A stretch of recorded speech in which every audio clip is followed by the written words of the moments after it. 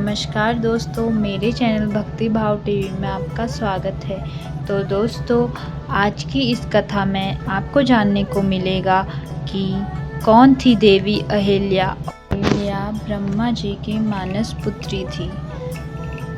सृष्टि के निर्माता ब्रह्मा जी ने एक स्त्री का निर्माण किया जिन्हें वे अहिल्या के नाम से पुकारते थे।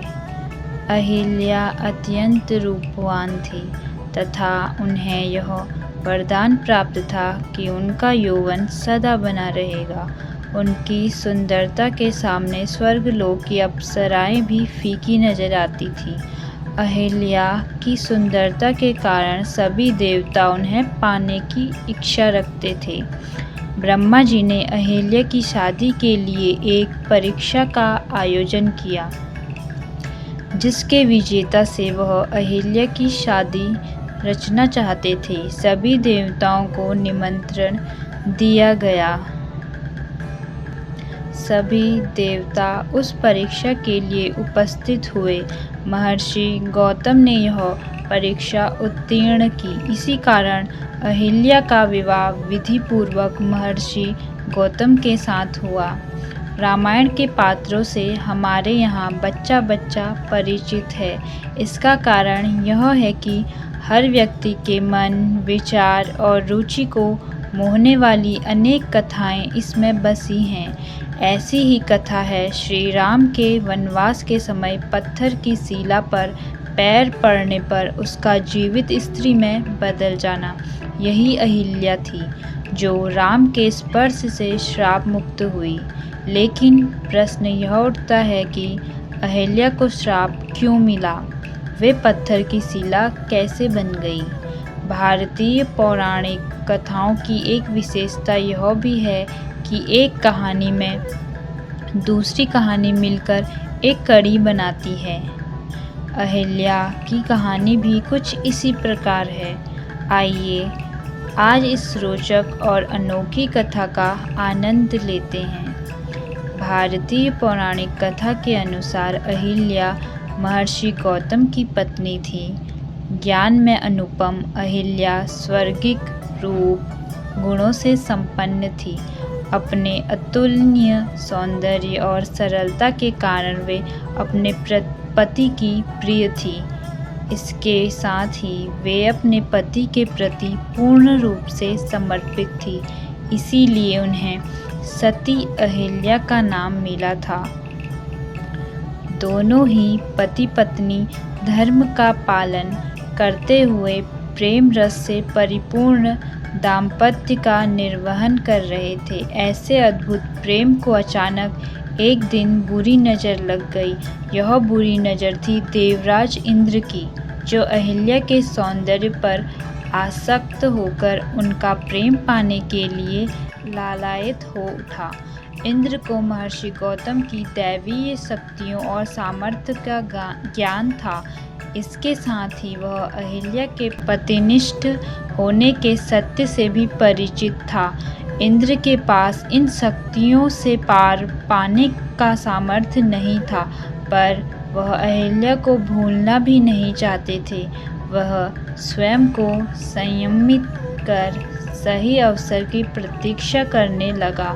समय अपनी गति से चलता रहा और एक दिन महर्षि गौतम ने अहिल्या से कहा कि उन्हें एक विशेष सिद्धि की प्राप्ति के लिए कम से कम 6 माह तक वन के एकांतवास में तपस्या करने जाना है।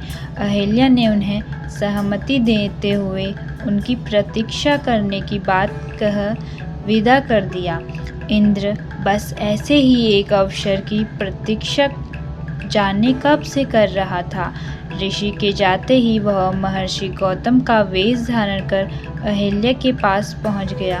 पति को वापस देख जब अहिल्या चौंकी तो उसने प्रेम जताते हुए कहा कि उनके सौंदर्य पास ने वन में जाना असंभव बना दिया, इसीलिए तपस्या का विचार छोड़ वापस आ गए।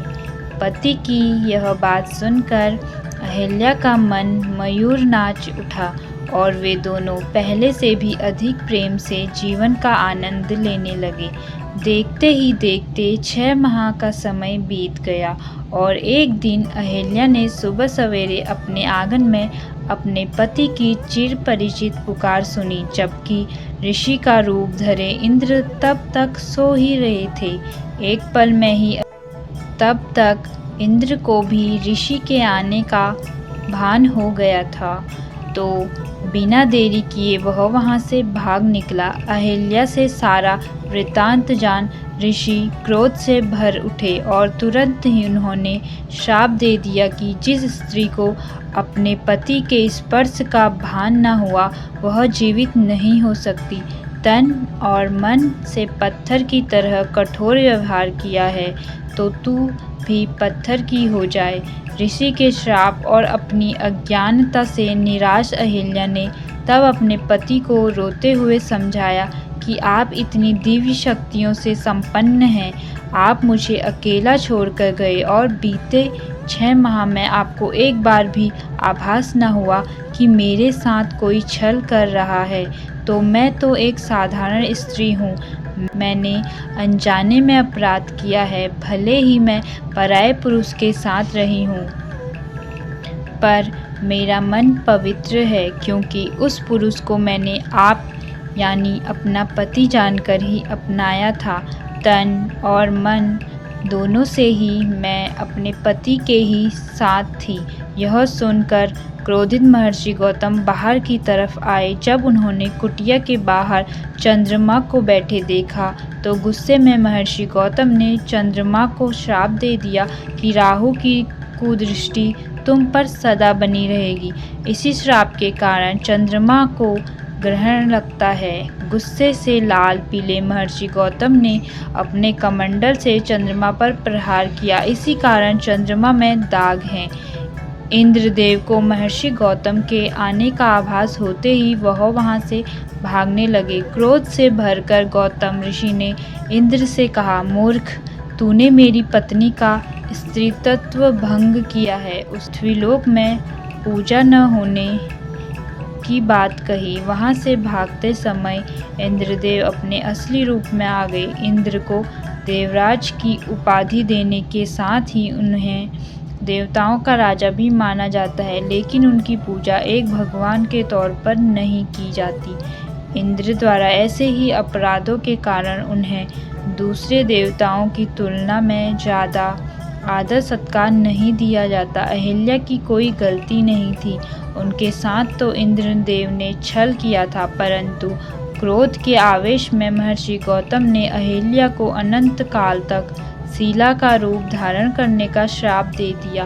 परंतु जब महर्षि गौतम का गुस्सा शांत हुआ, उन्होंने जो श्राप अहिल्या को दिया था उससे उन्हें काफ़ी दुख हुआ, परंतु वह अपना श्राप वापस नहीं ले सकते थे। तब उन्होंने अहिल्या की शीला से कहा, जब तुम्हारी शीला पर किसी दिव्य आत्मा के चरणों की धूल स्पर्श करेगी तब तुम अपने असली रूप में आ जाओगी। इतना कह महर्षि गौतम वहां से चले गए। युग बीत जाने पर महर्षि विश्वामित्र राक्षसी ताड़का वध के लिए अयोध्या से प्रभु श्री राम एवं उनके भाई लक्ष्मण को अपने साथ लेकर आए। ताड़का वध के बाद भगवान श्री राम की वन में एक तरफ वीरान पड़ी कुटिया पड़ी तो वह वहां गए तथा अपने गुरु महर्षि विश्वामित्र से पूछा, गुरुवर, यह अत्यंत सुंदर कुटिया किसकी है जो इतनी वीरानी है?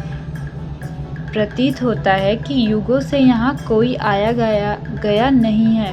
कोई पशु पक्षी भी इस सुंदर कुटिया में नजर नहीं आ रहा। आखिर इसका क्या कारण है? इस रहस्य को बताइए।